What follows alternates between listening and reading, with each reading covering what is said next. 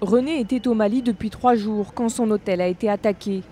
Il occupait une chambre au 5e étage du Radisson Blu. Vers 7 heures, il entend des coups de feu et aperçoit un homme armé depuis sa fenêtre. Au départ, on pense toujours que c'est anodin.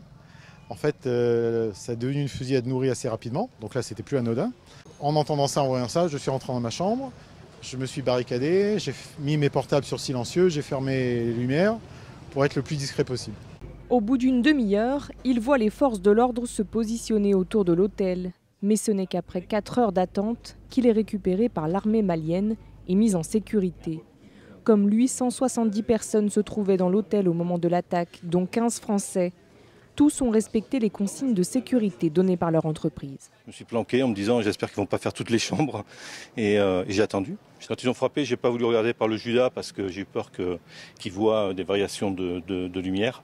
L'objectif est de faire le mort, de faire le mort et de laisser penser que la chambre est vide. Les 2 hommes doivent quitter Bamako dans les prochains jours, mais ils promettent de revenir très vite au Mali pour ne pas laisser les terroristes gagner.